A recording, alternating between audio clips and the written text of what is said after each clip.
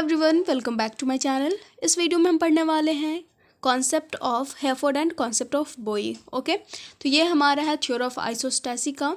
And जो concept of Airy and concept of Pratt हमारा वो कंप्लीट हो चुका है। ओके, तो पिछला वीडियो में हमने वो पढ़ लिया था। लिंक डिस्क्रिप्शन बॉक्स में गिवन है, आप वहाँ जा करके पढ़ सकते हो। एंड अगर नोट्स चाहिए तो उसके लिए भी इंस्टाग्राम का लिंक दिया हुआ है। ओके, तो चलिए स्टार्ट करते हैं। क्या पढ़ना है इसमें? कॉन्सेप्ट ऑफ हेफोर्ड एंड बोवी है क्या। Hayford and Bowie have propounded the concepts of isostasy almost similar to the concept of Pratt. Okay, तो इनका जो भी कॉन्सेप्ट है, इन्होंने जो भी कॉन्सेप्ट दिया है वो किसके सिमिलर है? प्राट के कॉन्सेप्ट के सिमिलर है। मतलब जो भी कॉन्सेप्ट प्राट का है वो आप एक बार देख लीजिएगा कि क्या क्या है। एंड सेम टू सेम वही कॉन्सेप्ट क्या है? हेफोर्ड एंड बॉवी का है। कोई भी डिफरेंसेस नहीं है। जो नई चीज़ ऐड हुई है वो क्या है वो देख लेते हैं हम। ठीक है, तो आप एक बार कॉन्सेप्ट ऑफ प्राट पढ़ लेना एंड देन ये मान लेना कि जो वो कॉन्सेप्ट है प्राट का दिया हुआ वही हेफोर्ड एंड बॉवी का है। जो नई चीज़ इसमें ऐड हुई है वो क्या है? तो वो है 100 किलोमीटर। ठीक है, यहाँ से पढ़ते हैं हम। According to them there is inverse relationship between the height of columns of the crust and their respective densities above the line of compensation. Okay, तो क्या है यहाँ पे भी इनवर्स रिलेशनशिप है। ठीक है, मतलब height is equal to 1/डेंसिटी।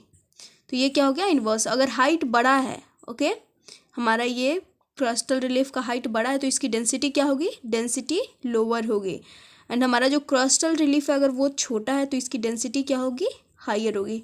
Okay, इसके कंपेयर में। तो ये था हम उनका। प्राट का भी यही था, सेम टू सेम। एंड इनका भी क्या है? यही है। अब जो चीज़ चेंज हुई है वो देखो क्या है।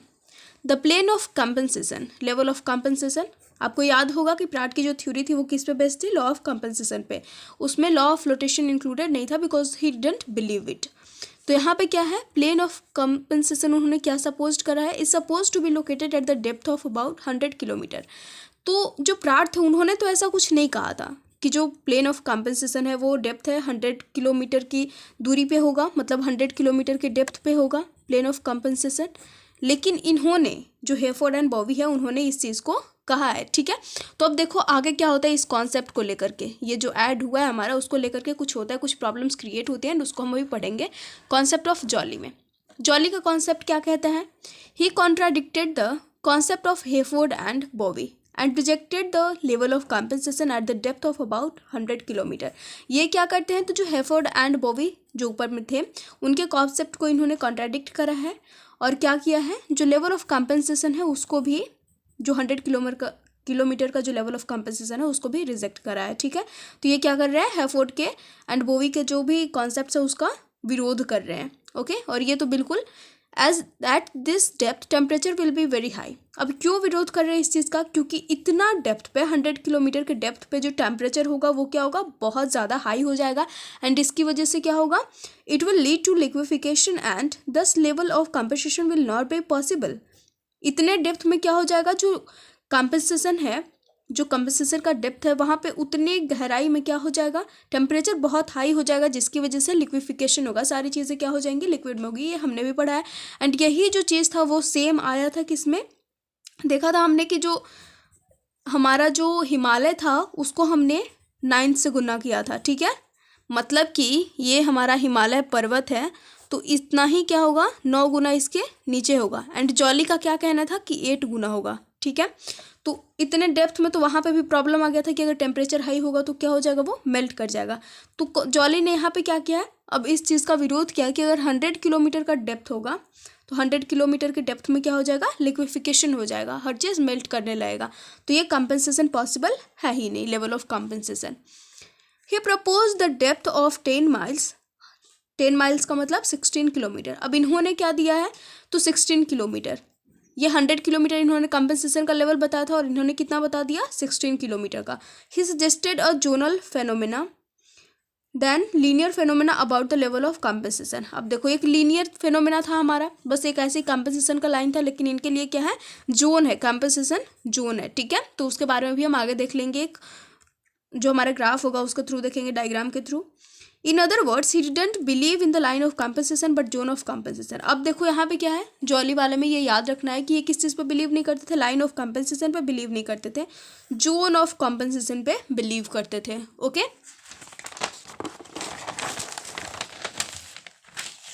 देखो ये हमारा डायग्राम।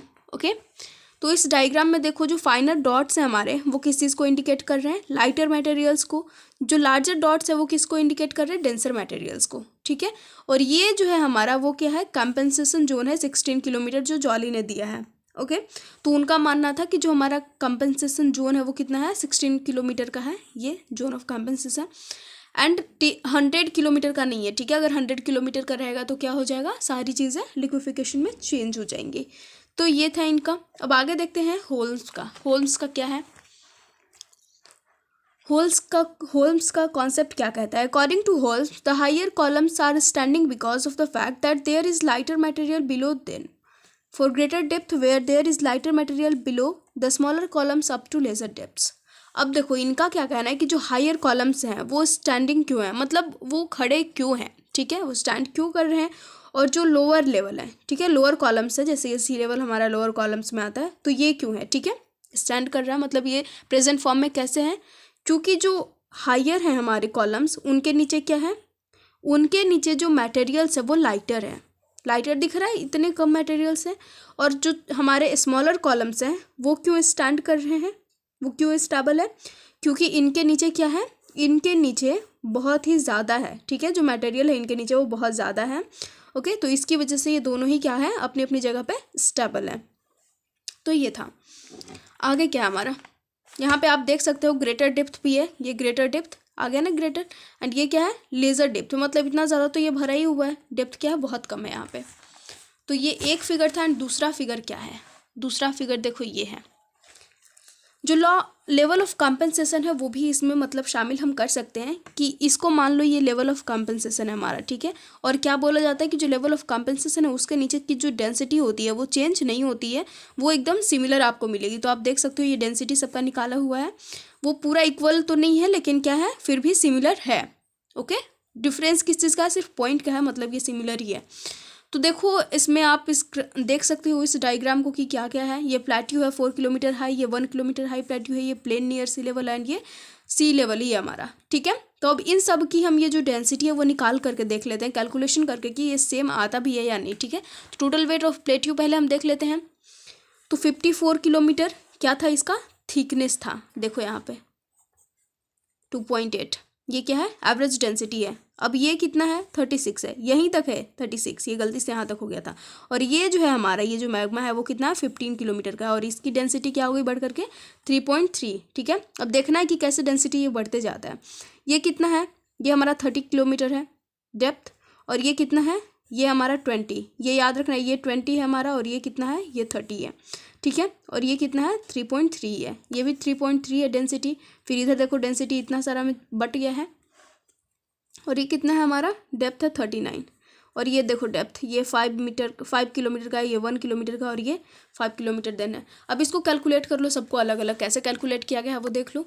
ये क्या थी हमारी, ये डेप्थ थी, थिकनेस, एंड ये क्या है, एवरेज डेंसिटी। इससे हमारा कितना आया, 151.2, ओके। उसके बाद जो 1 किलोमीटर हाई प्लेट्यू था उसमें कितना आया है हमारा, उसमें देखो हमारा आया है, ये क्या था, कॉन्टिनेंटल क्रस्ट। कॉन्टिनेंटल क्रस्ट हमारा ये है, और ये क्या है, ये मेंटल है, ठीक है। तो अब दोनों का अलग अलग निकाल करके जोड़ेंगे तो कॉन्टिनेंटल क्रस्ट और मेंटल का जब अलग अलग निकाल कर जोड़ेंगे तो कितना आएगा, 150.3।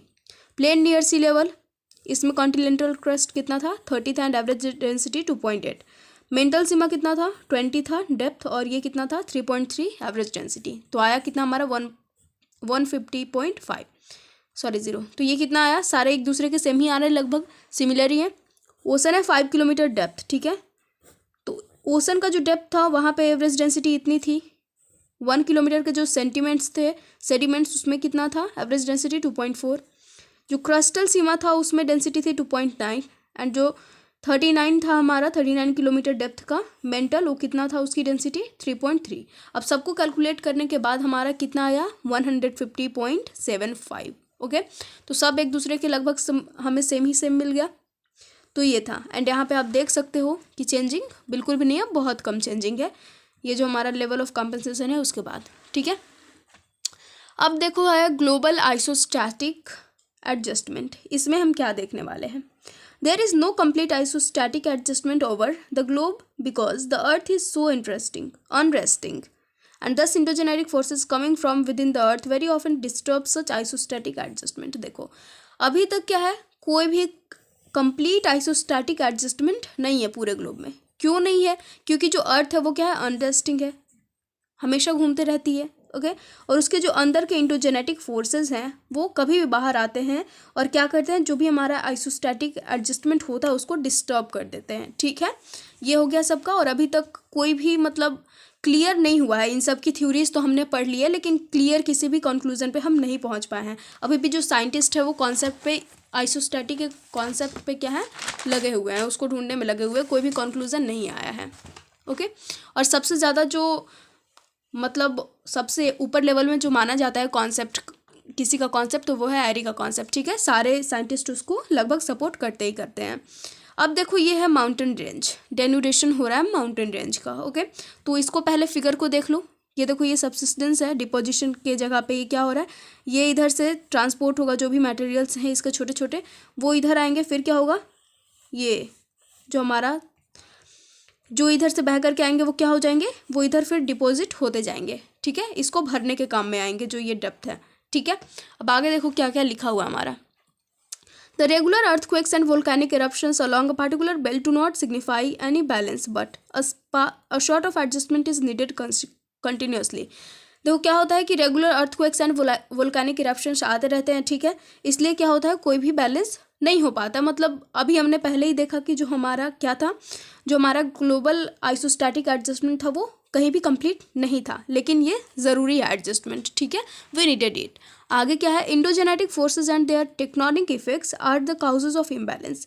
इम्बैलेंस के काउजेज क्या हैं, किसकी वजह से होता है, तो जो इंडोजेनेटिक फोर्सेज और जो टेक्टोनिक इफेक्ट्स हैं उनकी वजह से होता है on the surface. But nature always tries to make an isostatic adjustment with itself. लेकिन नेचर क्या करती है, हमें पता चल गया इंडोजेनेटिक फोर्सेज और टेक्टोनिक इफेक्ट्स की वजह से इंबैलेंस होता है, लेकिन जो नेचर है वो हमेशा ट्राई करते रहता है कि जो एडजस्टमेंट है, आइसोस्टैटिक एडजस्टमेंट वो बना रहे।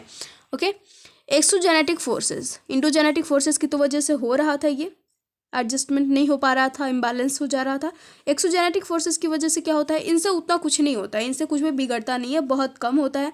ये बेसिकली करते क्या हैं, तो जो भी छोटे छोटे सेडिमेंट्स होते हैं बस उनको ये ट्रांसपोर्ट कर सकते हैं, उसको पीलिंग कर सकते हैं। ठीक है, और डिपॉजिट कर सकते हैं, इससे ज़्यादा ये कुछ भी नहीं कर सकते हैं। ठीक है, आगे क्या है, in this process the isostatic balance is maintained by the underneath flowage of material by subsistence at a place of deposition।